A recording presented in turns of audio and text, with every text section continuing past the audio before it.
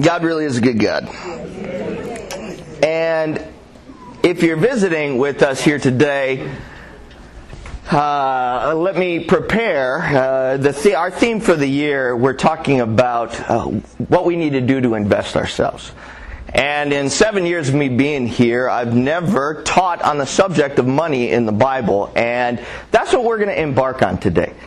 We're going to embark on one of the touchiest subjects known to man. Okay? And it's called the treasure principle. Alright, why? Because we can talk about politics and get a little heated, right? Yeah. We can talk about religion and get a little bit heated. But when it comes to talking about that, people get silent.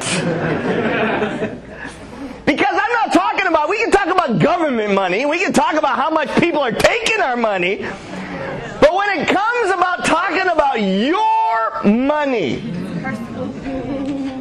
you start stepping on toes. Oh, absolutely. Woo, man. Woo. You start stepping on toes, you start making people uncomfortable, people wiggle in their seats, people are like, oh, it's one of those churches. Alright, well, that's what we're talking about. And we're going to be talking about it for the next several weeks. And we're not going to get through everything today. Okay, but we're going to leave you with a little something for next week. Alright? Now, what I want to make clear is this is not going to be one of those sermon series that it's going to be about, you need to give more to God. No, that's not what this is. What this really is all about is understanding how God feels about money. Understanding what the concept is in Scripture. Why? Because there are many places in the Bible where God talks about money. There are many teachings in the New Testament where Jesus deals with the issue of money. Actually, it's close to 20% of His teaching revolves some way, shape, or form around money. Why do you think that is? Where your treasure is. Yeah, it's where your treasure is. Open with me to Matthew chapter 13.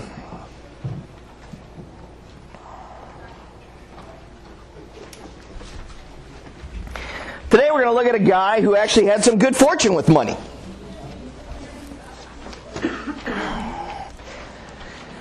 In Matthew chapter 13, we're going to look at a parable that is one verse long.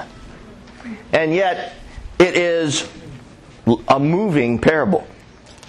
It's one verse long, and yet there is so much in there for us to learn, and it is regarding money, but it talks about the kingdom of heaven.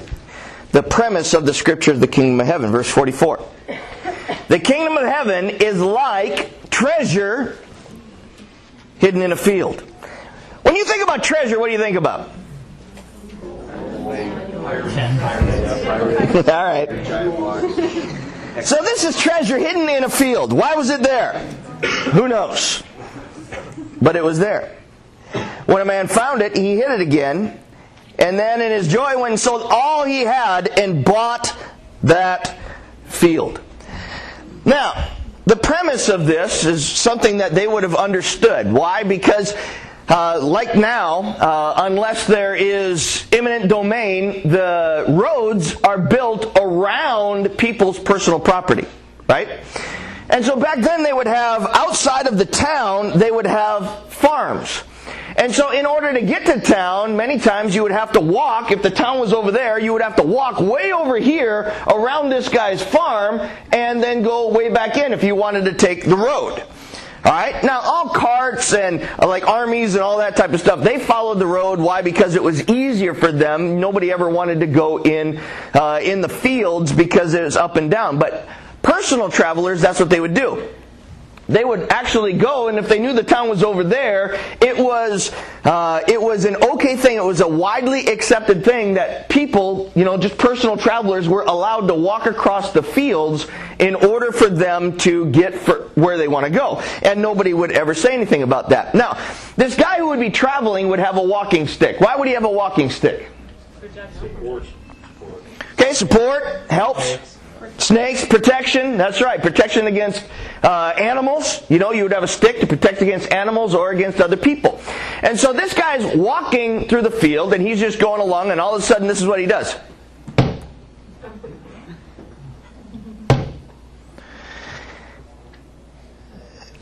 And so he's curious. And he bends down, and he starts digging around, and he sees kind of a rusty old clasp.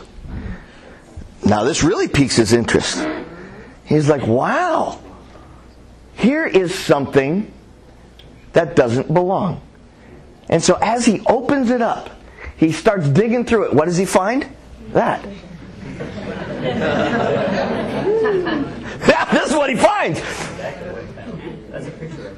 Yeah, that's exactly it. That's right. I hunted and I found the picture.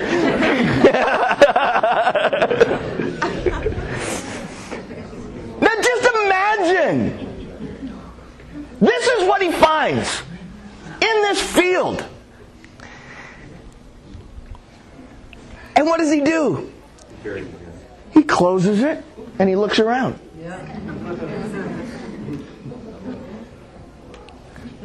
He probably he buries it nice so nobody can see it. He puts something right by it so he knew exactly where it was. And then he probably went,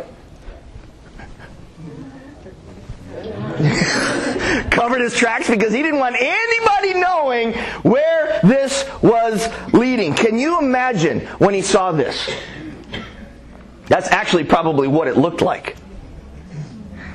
With Roman coins just filling a chest, realizing that one of those coins was worth almost a year, one of those gold coins was almost worth a year of what his wages were.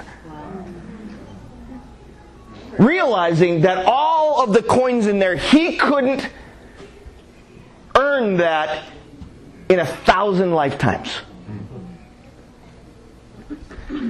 And so what does he do?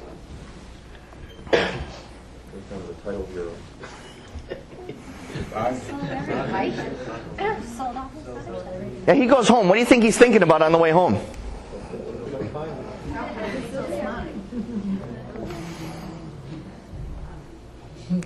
This guy's thinking all kinds of stuff.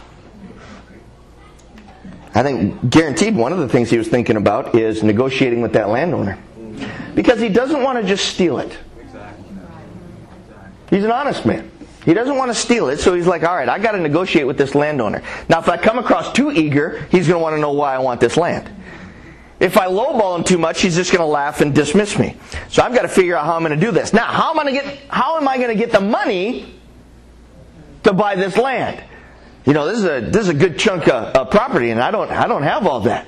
So I'm going to have to literally sell everything that I own in order to get this land. From this moment on, the treasure captures his imagination. Doesn't it? It just captures his imagination. You ever buy a lottery ticket for that $600 million lottery? You don't just buy a lottery ticket and then go, okay, I'm just going to, No, when you buy a lottery ticket and when the lottery is that much, what do you start thinking about? Yeah, man, what could I do?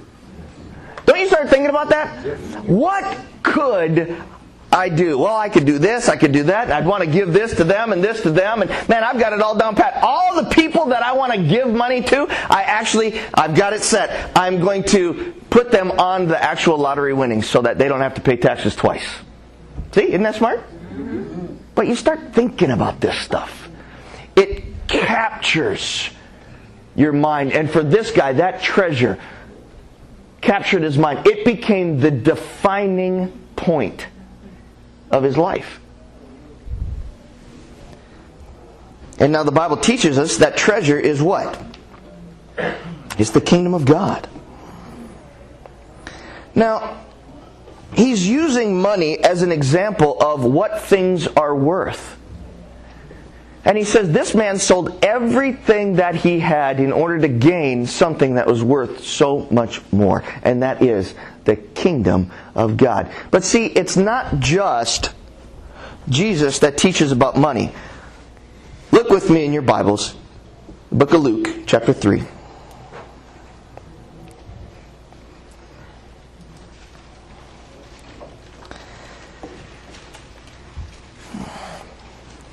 John the Baptist is out talking about repentance.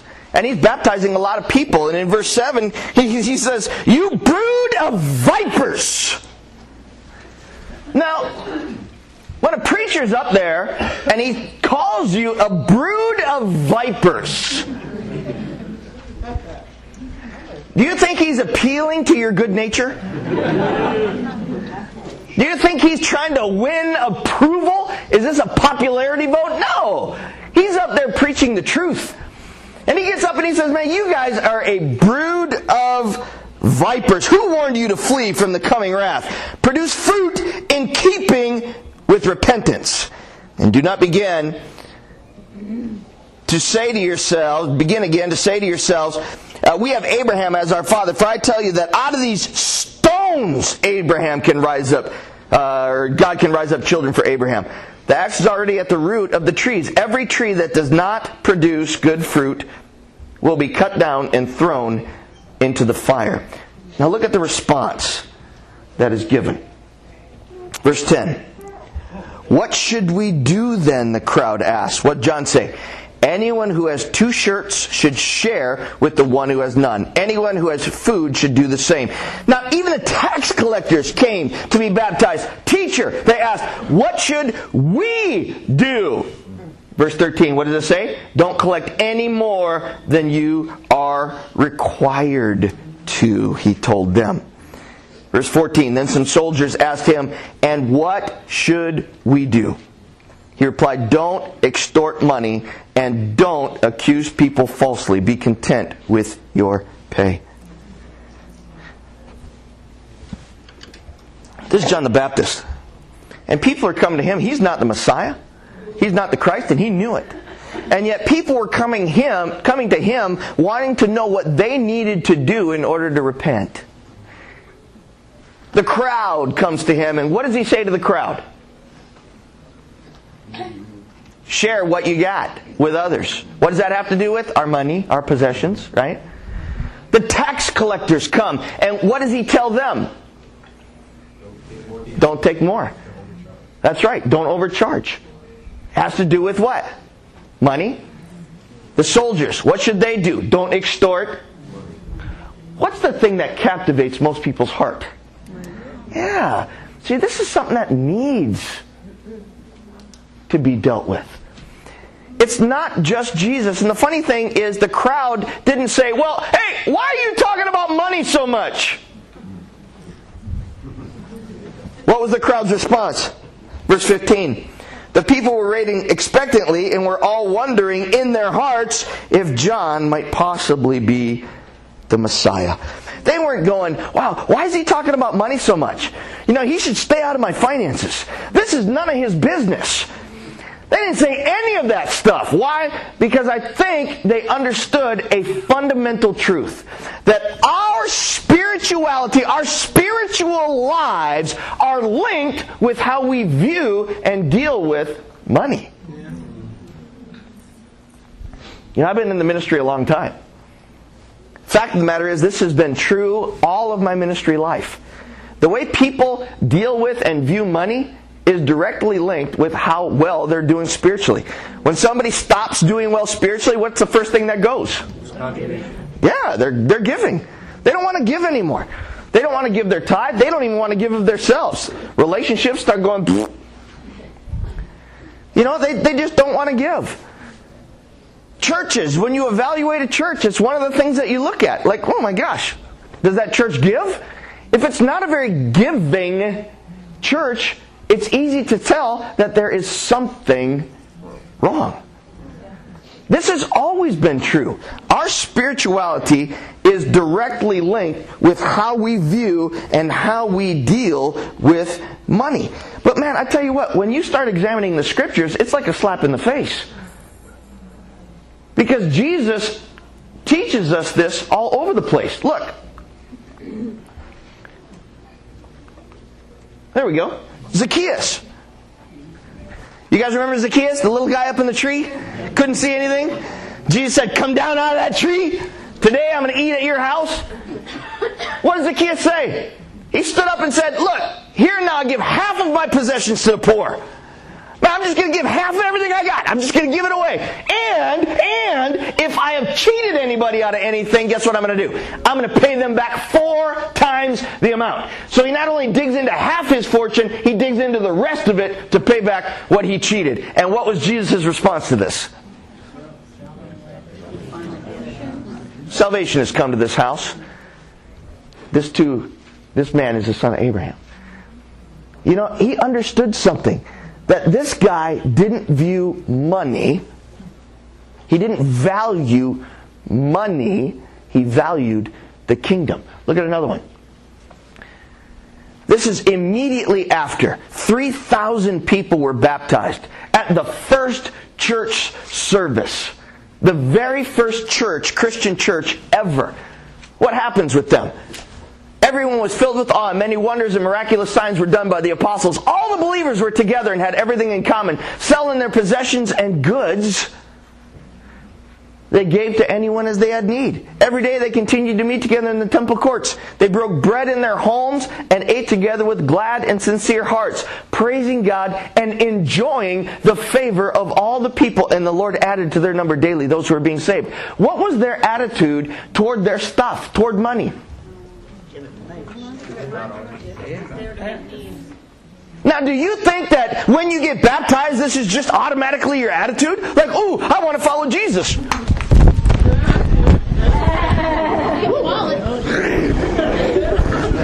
No. I hope it's still recording. That's not what happens. Obviously, there was teaching about this.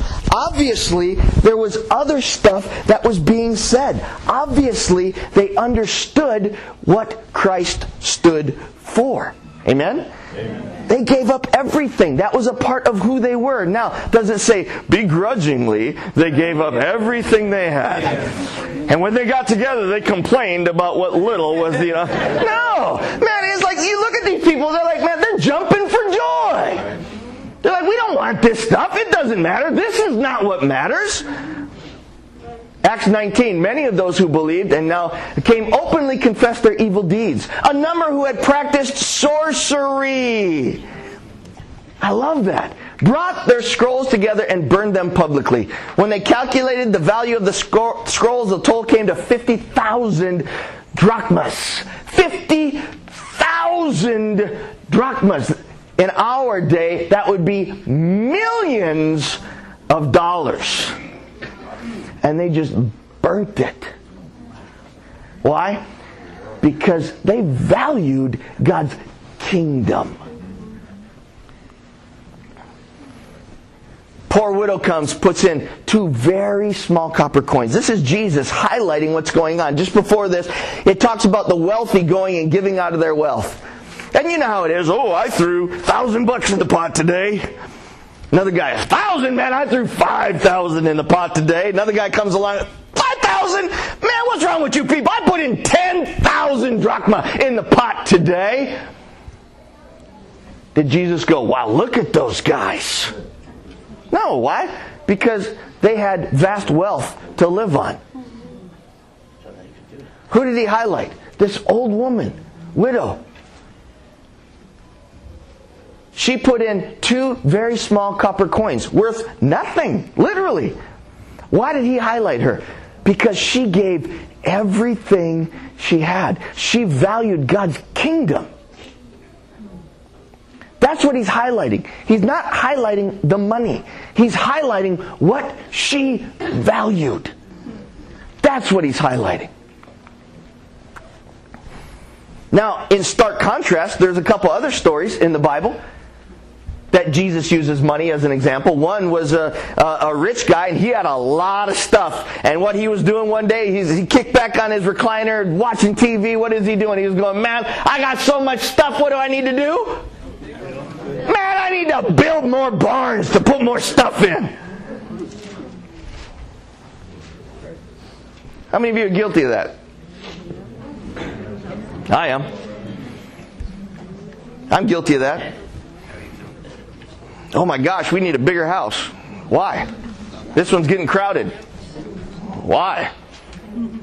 I mean, it's just me and my wife and my 2 kids. We could all stand in one room. But all of a sudden we start acquiring stuff, and you build a bigger house, and guess what you have to do? Yeah.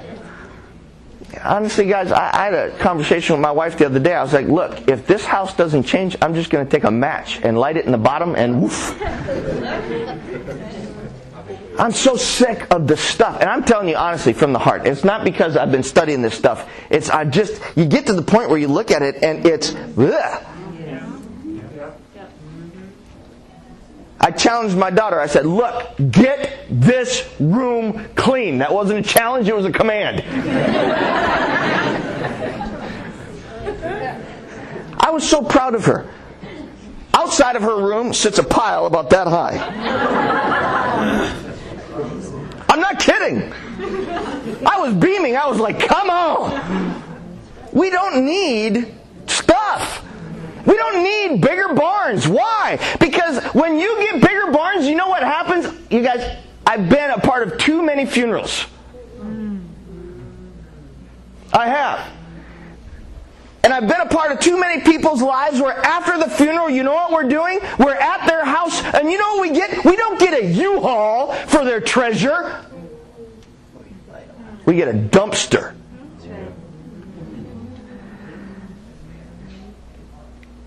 I can't tell you how many things we threw away after my grandpa died. I mean, just threw away. And these were his treasures, literally. He lived for a lot of this stuff. If you touched it while he was alive, whoo, man, you'd be in trouble. Right. And here we are, throwing it into a dumpster, and now 20 years later, it's just at the bottom of some landfill. You know what? That's what we do with this stuff. There's another guy comes along. He's a rich young ruler, and he comes to Jesus, and Jesus says, look, you got to sell everything you have and give it to the poor. And that man walked away sad. See, in stark contrast, but we understand. He highlights the people who are willing to sacrifice, but he also highlights the people who are not willing to sacrifice. And the people who were not willing to sacrifice, that their treasure literally was in this world, man, he goes, trouble for them.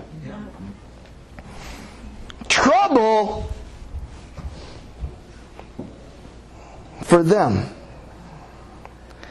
They were not willing to give up on a treasure that wouldn't last for a treasure that would last forever. Let's get back to the traveler. Now, this guy walking through the field, he finds it, he goes home, he wants to sell everything that he has. Okay, let me ask you something. This guy's got to sell everything he's got. Nothing is left. Do you feel sorry for him? No. What do you mean, no? Why should I? He's getting ready to get... What do you mean, why should you? This is his stuff! But he's getting more stuff! Why he's going to get more stuff? This is his stuff! You know what? That set of tools was given to him by his father. But he's selling it. It doesn't mean... Yeah, Paul, right?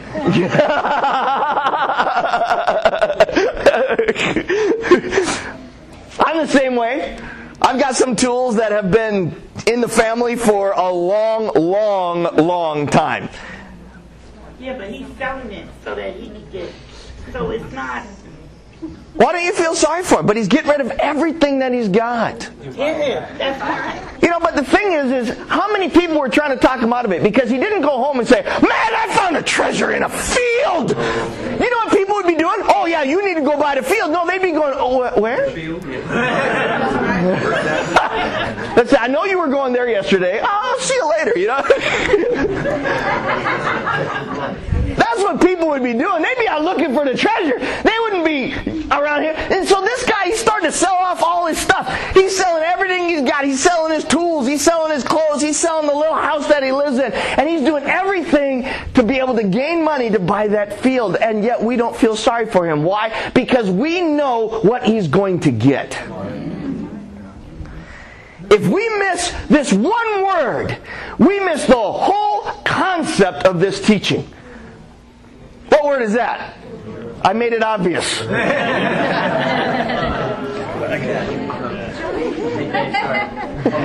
So you didn't get one word that's bugging me. Collar. There we go. It says, when he found it, he hid it And then in his... Yeah, and then in his joy, he went and sold all he had. It doesn't say, and then in his sorrow. In his joy, he went and sold all he had. Look at Matthew chapter 6.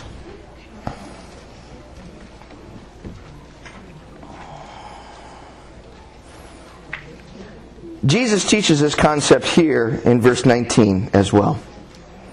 Helps us to remember something.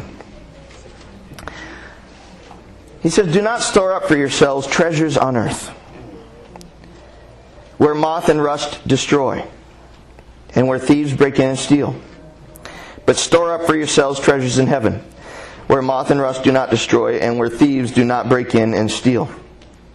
For where your treasure is, there your heart will be also." You know, Jesus teaches us, it's not a matter of if your treasure will be gone. It's a matter of... That's right. I want to show you something. That looks like cornflakes.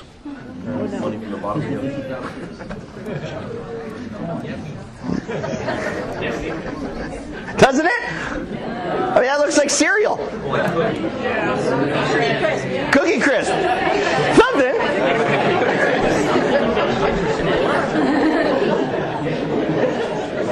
Those are the same coins that I showed you earlier. Yep.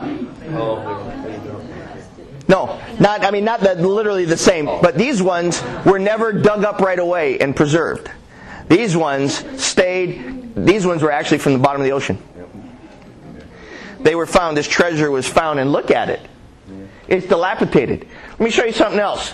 This guy was one of the richest men in his region. Look at his house today. Look at that mansion. They estimated that mansion was approximately 10,000 square feet. You know, and so for back then, that's huge. But look at it today. This is what we live for? This is what we're putting our heart and our own wealth and our time into acquiring that? Because that's exactly where it will end up. There is no treasure on earth that won't end up in the bottom of a pile of something somewhere someday. No matter how much wealth you acquire, this doesn't work. Does it?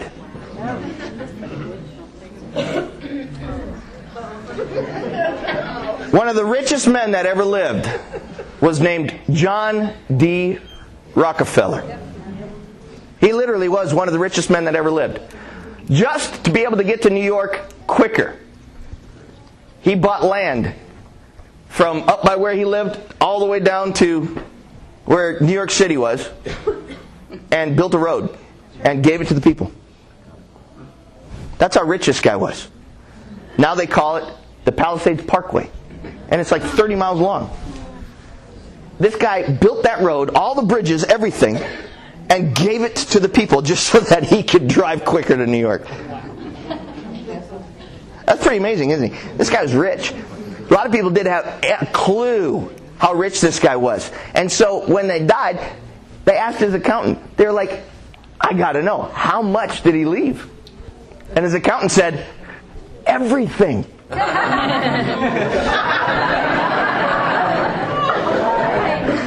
That's what his accountant said. How much did he leave? Because we want to know, oh, it was billions. No, what his accountant said was everything. You know, Jesus is trying to teach us something. That the treasure that we value here on earth means nothing. But there is real treasure. You know, a lot of us worry about our retirement account when we should be worried about our retirement account. Our real retirement account. You know, am I worried about when I'm going to get old? No, because I'm going to get old and die. It's inevitable. It happens to everybody. But then I live for eternal life. And God says you can start acquiring wealth. It's like this. We live in the South. All right? A little over 100 years ago, there was a little problem we had with the North, right? Little one, just a little one. Little one. We didn't resolve it the way that we wanted to. It got resolved in a different way. But down here, their money was called what? Yeah, Confederate dollars, Confederate currency. Now, there were many rich people down here. The plantations were wealthy beyond our dreams, anyways. And so these guys would have literally trunks full of Confederate dollars. Full. They were rich. Well, at the end of the war, you know what happened to those trunks? I'm going to tell you something gross. The Northern Army came in and they would seize the Confederate money and use it as toilet paper.